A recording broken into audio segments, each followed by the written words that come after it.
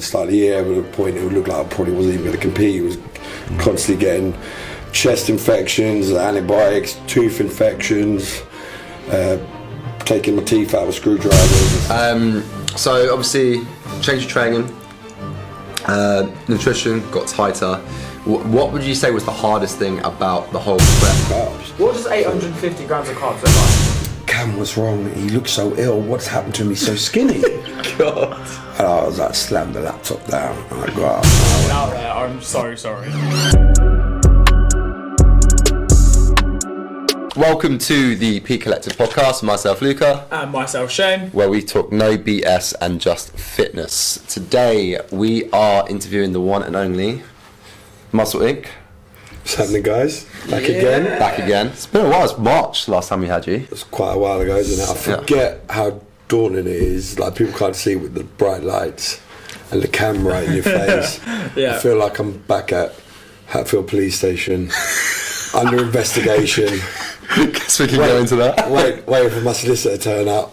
So it might be bringing back some of my past traumas here. Sorry to not make it comfortable for you. Good thing though about when you're in Hatfield Police Station, late night Burger King. Right. So at least you know you're locked up. Health. You're doing about 16 hours locked up, but you know you're getting a triple whopper at the end. So just in case you ever get locked up. Little tip for anyone who's stuck at Hatfield for a bit of overnight stay. Yes. There we go. That took us 15 seconds. I'm going to bring the mic closer so you can actually hear me well. Just got to hold it like this. So, I think one of the main reasons we wanted to bring you on today was these guys. Yeah, I've been busy. Yeah, you've killed it this year. I think last time we was on the podcast, like we spoke about my plans for like getting back competing this year. Obviously, we took 2 years out. And it went really well. Like probably our best competitive year so far. We had so much stuff going on at the start of the year. At a point, it would look like I probably wasn't even going to compete. It was constantly getting chest infections, antibiotics, tooth infections, taking my teeth out with screwdrivers and stuff like that. So, another tip to anyone is don't ever do that. No, that's so awesome. Literally, you came in and was like, I was like, what's the screwdriver for? I started prep. Did I start prep about 3 times? And then my wisdom tooth was cracked, and I couldn't eat for like 3 days. And I'm like, you know me, I'm not great with pain for too long, and I'm a savage. And then I couldn't get a dentist appointment anywhere. And it was more I was annoyed because I couldn't eat, and I'm trying to start prep. I'm trying to train through it. I can't, because every time I closed my mouth, it was so swollen. It was the first thing I was hitting was that broken tooth. And then after about 5 days of it, I lost the rag and couldn't get a dentist appointment. I stuck I think I came over to you, didn't I? I said I just took it out with a screwdriver. Right. And I think honestly, I've never seen something like it. And that unleashed hell. Oh my God! Do you remember like a day later, I was literally throwing up because of all the pain well infected as well. Yeah. But I was happy because I could finally close my mouth, so I was in extinguishing pain, horrible pain, but at least I could start eating again. This is not where I thought the podcast. Please. I'm take the teeth out with a screwdriver. The life of me. Oh, man. And then, the screwdriver was probably not the best part. And then but I have insurance now for dental care, so nice. Yeah, hey, moving up in the world. And you're on a positive note. 2010 watching out there, I'm so sorry. But long story short, so we didn't. I remember I was saying to you guys, unless I could stay sort of fit and healthy, because I kept getting, like, I don't know, it was long COVID or something, but I kept getting chest infections, kept getting run down, and I'd missed the NABA Southeast and stuff as the shows that I normally do. And then I'd seen like the IBFA Southeast, which is the trophy on the right, was coming up a bit later on in September, so I was like, do you know what, let's go, because I kind of promised myself, you know, I was 2 years out, 38, I really need to be doing back-to-back shows now. It's no more time to be taking long times out, right when I'm sort of hitting my very peak. So I went for the IBFA, and touch wood, like I think, like we spoke before about changing up my diet completely clean, the difference it made to my health, but no processed food, no sugar, single ingredient food, and we didn't get one sickness, one bug or anything the whole prep for 22 weeks. And then we end up having like I said, if you said to me at the start of the year, you'd win your first show and then get second in the world in Italy and third in Britain, I'd have probably beat your hand off at that point. So yeah, really happy with sort of how it went. So do you think everything with the screwdriver, all the chest infections, do you reckon it all happened for a reason? It sounds cringe, I know, but if you had done the post shows like you said at the start of the year, do you reckon you would have got these out of it as well, competing the back end of the year? I just think the screwdriver is in my defence, I am just savage. You see me on, I think it helps just the kind of person I am. You see how hard I train on prep, how towards the end run down, especially after the Italy show, run on nothing and still train every day. I think that's just the type of mentality I'm just a bit of an animal like that, I can push through them pain barriers. I can push through when you've no energy and you've still got to do your cardio. I didn't miss one cardio session, didn't miss one meal, stuck to it. I think that's just overall typifies just how I am in general, because it's hard, and a lot of people fall off the wagon or have a cheat. We didn't have one cheat in 22 weeks. That's crazy. Until the first show, and we had some food after that show, but there was no cheats at all. So I think it just typifies just how I am. My mentality really is. I'm willing to suffer and go to places not everyone's willing to go to get the sort of end result. Sticking screwdrivers for a tooth to eat is quite, that's definitely up there. Not recommended. No, don't ever do that again. So in terms of from week one to the first show, what did that kind of look like in terms of anyone that's just interested in just potentially competing or just what it looks like competing wise? Roughly how many calories you were on, what your training went from there to actual first show, as an example. Yeah, so we had a big tidy up session. I think I posted on my Instagram my before and after the start of prep, and I actually hadn't realised sort of how much sort of body fat I'd put on. You're in a 2-year bulk and you think, I was chasing the scales a little too much. Didn't even recognise you in the first photo. It is crazy. And I remember then, so I sat down for my by that point, after pulling out 3 preps, it was our 4th check-in with Chris at the start of this prep, and he stripped down. He had a look at me, and the look on his face was of sheer panic, and he was like, how long did we say we got? And I was like, we were 16 weeks of the first show. So I'd put on a lot of bad weight, body fat, and I think that can be the danger is when you got 2 years out, you kind of, you can let go a little bit of yourself and put on the wrong kind of weight. So I think Chris was a bit worried at the start of prep, but he's an amazing coach, and he knows as well. One thing about me is I drop body fat very quickly, and actually had to slow it down quite quick because we were still losing. I mean, we started off on 7 meals a day. We kept that pretty much all the way up to the show, and we were still on. It was around 850 grams of carbs when we started, and that's over 3/4 of a kilo of carbohydrates. 5 weeks out, we still was 550 grams of carbs. What does 850 grams of carbs look like? So we were on 400 grams of potato, 3 meals, 400 grams of potato, 120 grams of cream of rice with 3 meals, 100 grams of oats at the end at night with bit of nut butter and a bit of whey. So it was, and my food was literally the whole way was white potato, oats, cream of rice, a little bit of oats, eggs, egg whites, and chicken, and some mince, lean mince.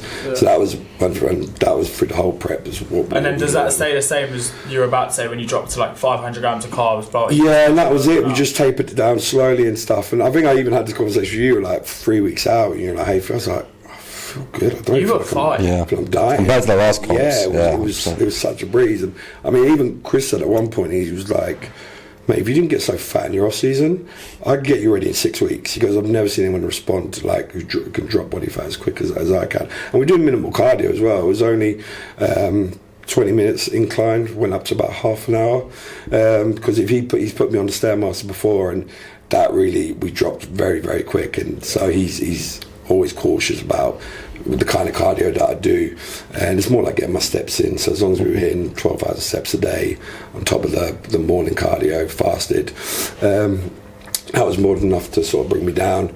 And then had the first show was IBFA Southeast in London, and won that show. And it was almost like a full circle moment, because one of the judges that I don't know if I've told the story to you, I've told it on another podcast, but for my first ever competition, it was there called the UKBF Stars Tomorrow.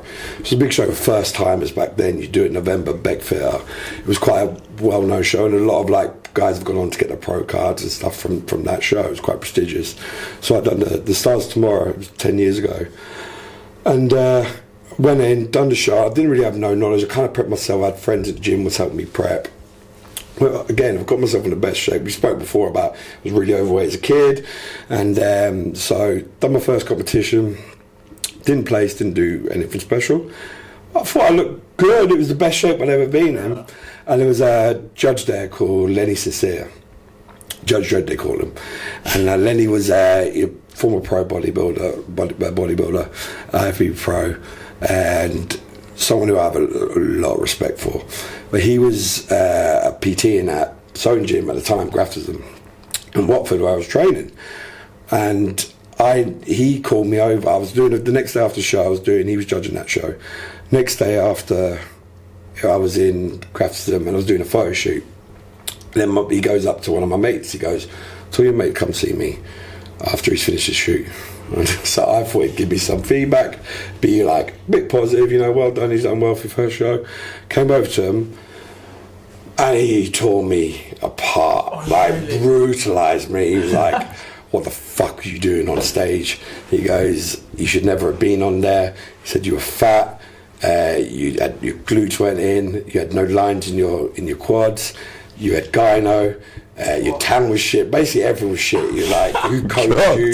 He said, and I was like, I didn't think I was that bad. I said, like, "Where did I place?" "I placed you. I don't know where you placed. I placed you last." And his response was like, and he goes, "You train at my gym. Why did you not come and ask me to look at you? Why did you not come for help?" But at the time, I was like a really sort of intimidated kid. Yeah. I didn't have the confidence to go up, and like, this is someone who I revere and look up to, an insane bodybuilder and a judge now, and I didn't really have the confidence to go up and ask him to look at me and stuff like that. And maybe a little bit I knew the truth that I wasn't at the level I needed to be to get on stage. So, but it was, so I said, "Oh, I'm really sorry." He goes, "You need to go away, train properly for a few years, come back, you're not ready." So yeah, just burst my bubble. Like, you're buzzing after doing your first show, and then he's absolutely humble. Yeah, but do you know what? A lot of people, like, I've always said something like you have to be able to take criticism in this game. A lot of people, like, especially when you're young, go, "Fuck that. Well, you don't know what he's talking about. Yeah. Fuck him." Or my mate said I was looking good, and it was a bit, But for me, it was like, I'd be stupid not to listen to this guy. This guy's an IFBB pro bodybuilder. He's a head judge. I need to listen to him if I want to get better and improve. Once I got home and I got over my ego being destroyed, I said I need to take his advice on board and stuff. And then I remember, like, a few years later, qualified for my first British finals. And then I seen Lenny was we had the Body Power Expo, and I seen Lenny, and I kind of like put my head down, because again, still like a little bit too late. And I was like, right? And then, but Lenny had seen me, so I had my head down. He goes, "You're Neil," and I was like, "Oh, you're right, Len. How's it going, mate?" I hadn't noticed him, and he's like, and he just came over and he I remember, like, flicked my chest like back, and he went, "Well done." Like, "Well done, bro." Like, so I'm like, you've done well. And that was like, it was nice to get that sort of approval and stuff. So I think he'd seen the work, I'd listened to him, took on his advice, went away for a couple of years, got better and qualified for my first British finals. But he was, the reason I'm telling the story is he was actually judging at the IFA South London. And then I remember we'd done our registration, and Ellie was with me because Ellie done the tan and everything. And then Lenny come in and he sit down with his partner and a few people. And then I was like, oh, Lenny's here. So I went to like look at him. And he just looked at me and then looked away. I was like, oh God, what's that? Like, didn't say hello, what's that about? And then a few times I made eye contact with him and I'd get and he has a scary stare as well, if anyone knows him. But I was like, oh, fuck, Lenny, why's Lenny pissed off at me again? Like, what have I done? Like, just stared at me and just, yeah. So next thing, and then I was all chilled out before going to the show, and then I'm going up backstage, and I'm just like, anyone knows me, I never, as much as I love bodybuilding, I hate watching it. I find it a bit boring, unless I'm watching the top pros or something. So generally, when I'm competing, I'll find a quiet space upstairs and I'll just lie down and go to sleep. And it's funny because like there was literally everyone's come backstage with the trophies. All I could see on Instagram the next day was just me asleep in the background, like, just like everyone's there with the trophies and I'm just KO. And then, but I'm thinking, oh man, what's that about Lenny? Lenny's judging. Oh no, this isn't good, you know. And I was kind of confident coming to the show because I knew I was in my best ever shape I was ever in, and the improvements we made on the previous year where we done well. But this is eating me up. And then I remember it was my turn, got pumped up, went down, and then the guys I was competing with kind of looked, because I always keep covered up till the very moment I go out. I don't like want anyone to see how I'm looking. And then got down, stripped off, started pumping up, and the guys were like, oh, you, like, what class are you in? I was like, well, class 3. And they're like, oh shit, well, that's first gone then. Oh, you. And then they were adamant I was going to place, but I said, I wouldn't be too sure, guys. There's a giant there that hates my guts, so I'm probably going to come last. Like, just in my head, I'm like, you know. And then, so we went out, and then won a class, which was awesome. And I remember them being backstage for the overall, because if you win the class, you go do the overall. Then, so about 10 minutes later, backstage pumping up, and the door opened, and Lenny came through, and then he just looked at me and goes, he goes, shook my hand. He said, Neil, well done. Like, best you ever looked. And then I said, Lenny, I was like, I thought you hated me. I was like, I said hello to you. He goes, I didn't recognise you. He goes, oh, since when did you have a blonde mohawk and blonde beard and white beard? Yeah, and I was like, oh, that makes sense. Like, I've always been like, no beard, shaven head. This goes like, and then we said, well, he said, after this, come see me, I want to have a chat with you. So then met him up outside, and I was with my coach, Chris. And then Lenny came over again, and he just said, like, well done. Like, and I introduced Chris, and he said, like, good work with this guy. And he said, where are you training now? I was like, I'm at Physique Gym. He's like, okay, I'm going to come down and see you. I want to have a chat with you.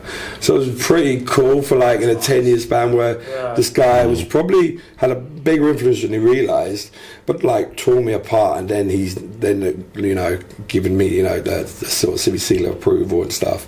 So yeah, it was a nice sort of full circle moment for that show, and that gave me the confidence then to, obviously we qualified for Italy from that show, and it gave me the confidence going to Italy then that I could challenge and sort of be a threat out there. Second in the world, man.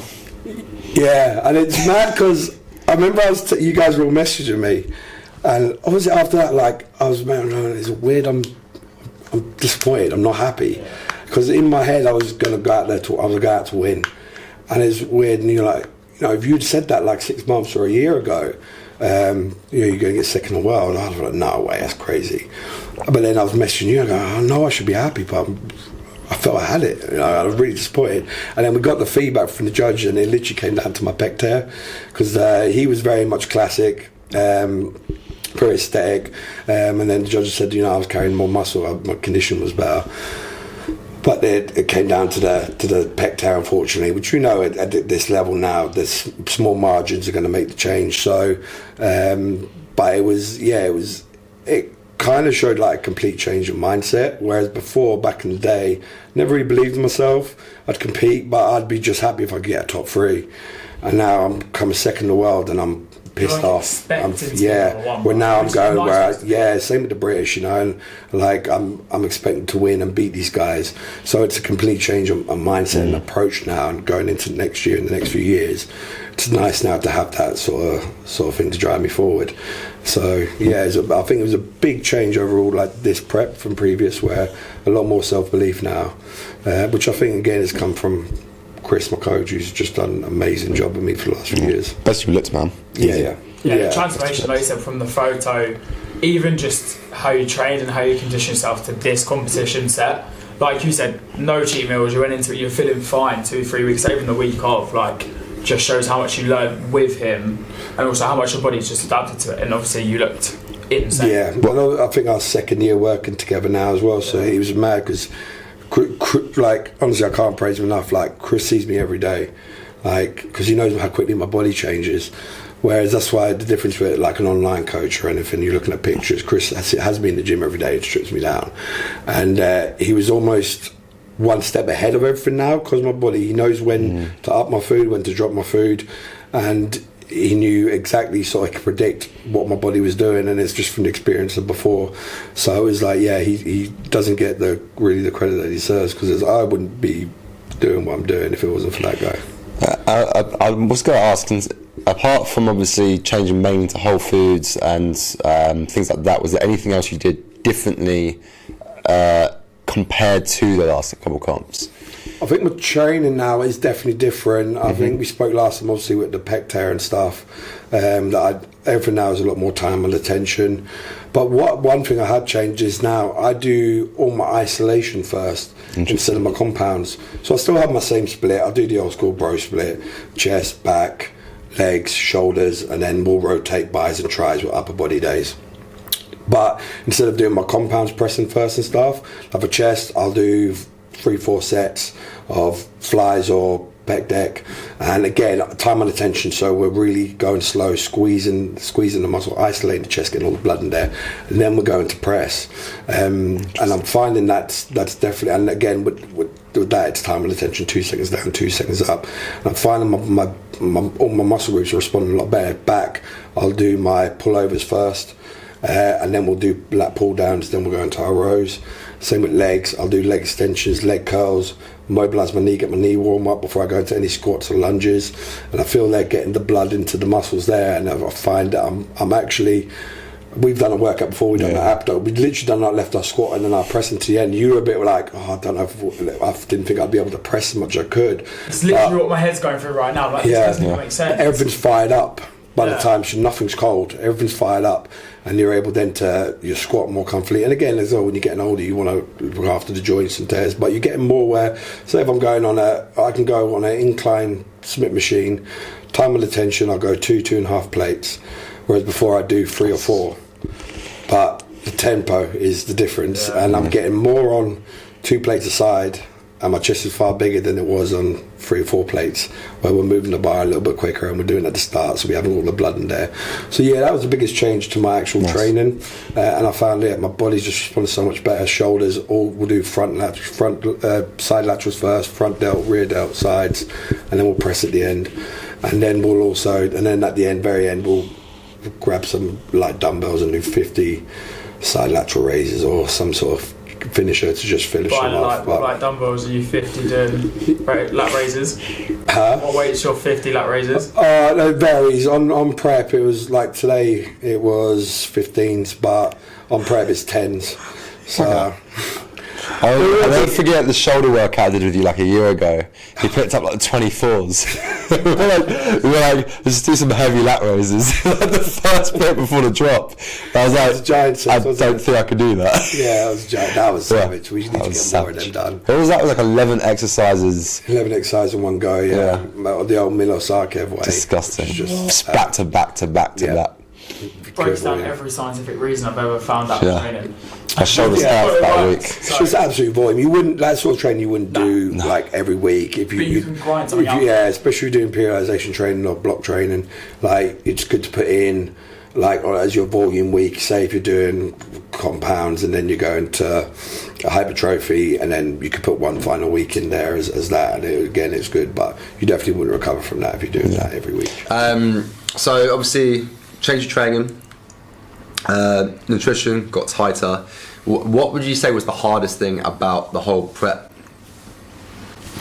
I think definitely trying to do the back-to-back shows. Obviously we've done 4 shows in 5 weeks, and trying to peak week after week for shows is really hard. You hold, obviously after a show, you hold the water and then you're spending the rest of that week trying to pull that water out and get that off. So then you're dropping your food like crazy, try and get your weight back down. Generally a day or two after the show, your weight's still going up. So I think, again, trying to hold condition. I'm not naturally the most lean aesthetic guy, so when I was, after a few weeks, holding that, my body just wants to blow up anyway. And then I think definitely flying out for Italy, flying back, that made me hold more as well with the plane journey and stuff. So I think next time for me to really, it was very close at the British final, and I felt I'd done enough to win. I remember after we'd done our call outs, I was in the first call out. And obviously then you're kind of in the sort of top three, and you kind of know backstage who your main competition is as well.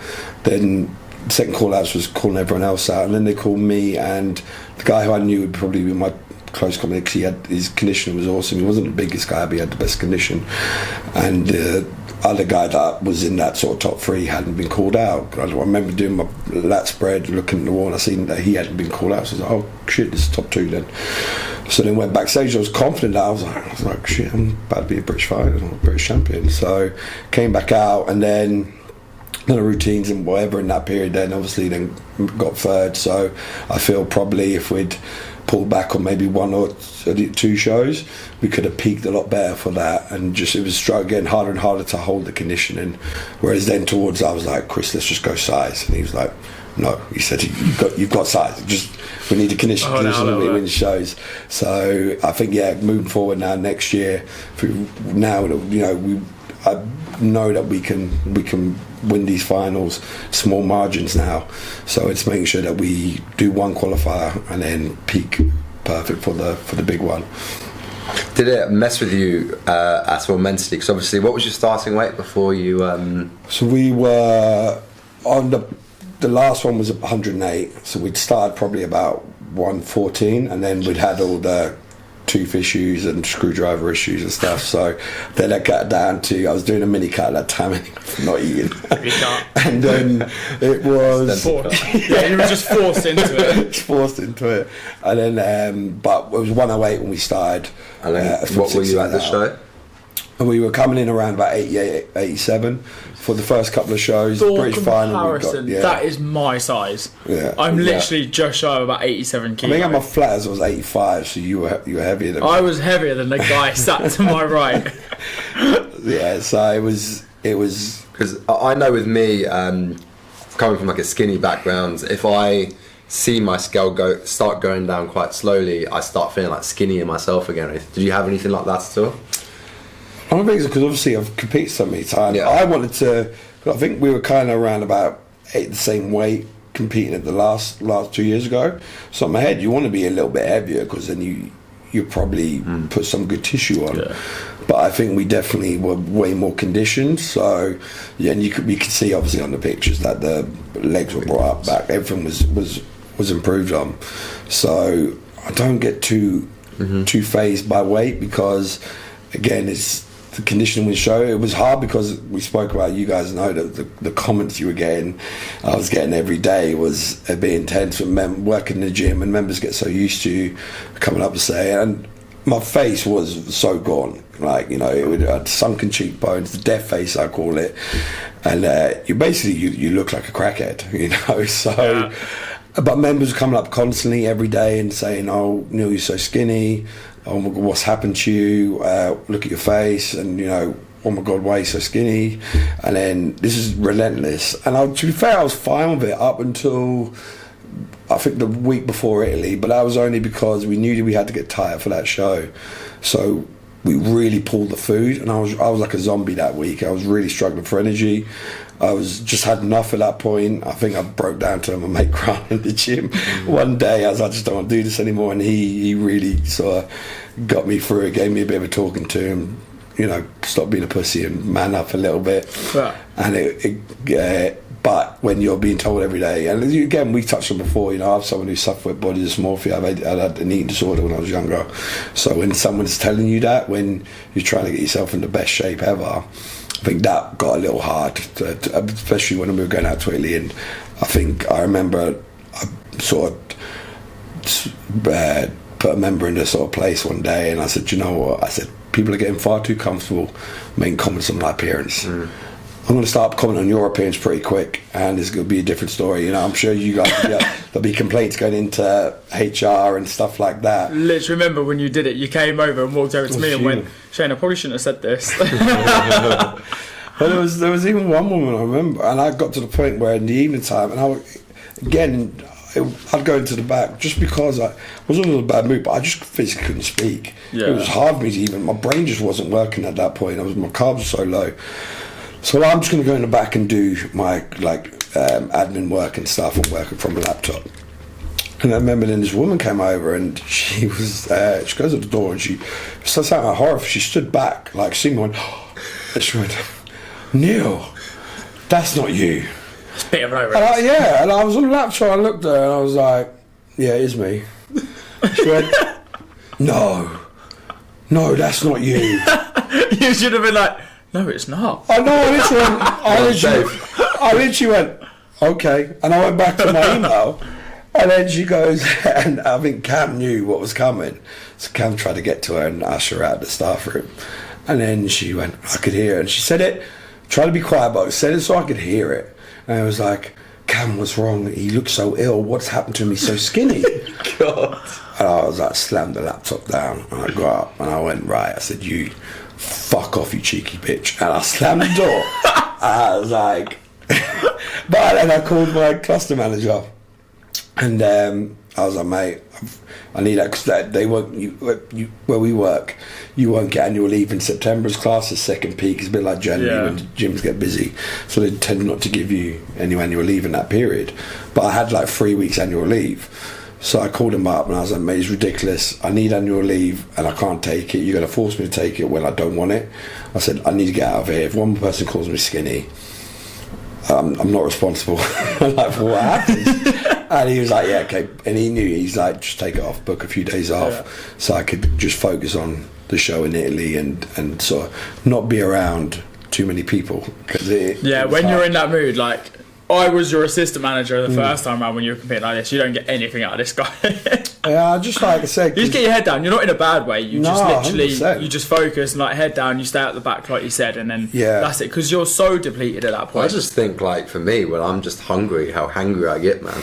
I can't imagine cutting my calories as low as you cut them, you know? Yeah, you've just lost 20 kilo, about to step to the world finals, and someone gone, you're skinny. I mean, like, for me, like, I don't know, I would just never go up to anyone and go, oh, fuck me, you look well fat, what happened to you? Or, oh, you skinny, what's going on? I would never make a comment on someone's appearance. How many times, for me, it's always, how many times you guys are walking by and I go, oh, Luca, you're looking jacked. Or Shane, man, your arms are... I said, Shane, your arms the other day. For me, why not make a nice comment to someone? Yeah. Like, then you're going out of the way and it's almost, I don't know, it's just like, oh, let's make a comment about how skinny he is or stuff. I think when you're in the fitness space and you're someone that is big or whatever else, it's very easy for someone to quickly comment like, oh, you're not looking as good as like a week ago, you know, or you're looking skinny. You see it all the time just on social media, man. Yeah. Where like, I don't know, someone's injured themselves, so they haven't been able to train for like a month or so. Yeah. And all the comments are like, you've gotten fat or you've gotten skinny, whatever else. But take that away, like take it out of the fitness space. Like, imagine you doing that just to a random person on the street. Again, they've hurt their leg, they've gained 20 pounds, and you're like, oh, why have you gotten so fat? Yeah. I'm injured. 100%. And like I said, this is Bodybuilder's part. Like if I go backstage and I'm getting ready and I see someone who's in my class and they ain't got the death face, they ain't got them sunken cheekbones, I'm happy. Yeah. You ain't ready. You ain't suffered like they ain't I've done what you've done. You ain't bringing that condition. So, and I think some people, they don't understand that is part of what we're doing to, like. But for me, it's like they go, "Oh no, I'm in your face." Nothing. No, your body. I was like, well, just say my face then. Be specific. I'm a man on edge right now. Yeah. But I think that was the one thing that was the hardest point, where I was fine for about when it got very low and the comments were just, it doesn't help. No, not at all. I think we'll probably go to the Q&A. Yeah. You said we got some questions, right? Put them out on the Instagram story. So let's do that. Yeah. Okay, we'll wrap up this at that. So we'll have this as an episode. But thanks for having you on. what I'd like to do next is actually do like an actual training session together. We've been saying this for a little while. Gym That'd be talks good. with Yeah. Neil. I think it was difficult when we were on prep, but it would be good to get like an actual just hour-long session, us chatting, just training. I think that'd See be how good. we Yeah, we'll end get up. in, hit some legs or some back or something, and Maybe back. I don't know if my legs are hacking that. we'll get some raw Pun intended. raw training, huh? Me screaming at you guys, putting you through it. I think that'd be good. It flips back if I can put you on an assault bike, then we're alright. We'll consider it after. You come out faster than that. Yeah, I'll do your first. We'll obviously. negotiate. Thanks guys for watching. Watch next week. We have the Q&A with Neil. Hopefully you enjoyed that, and definitely get a training session real Yeah, in soon. the near future we'll get that session in. Let's do it. Cheers, guys. Cheers. Thank you very much.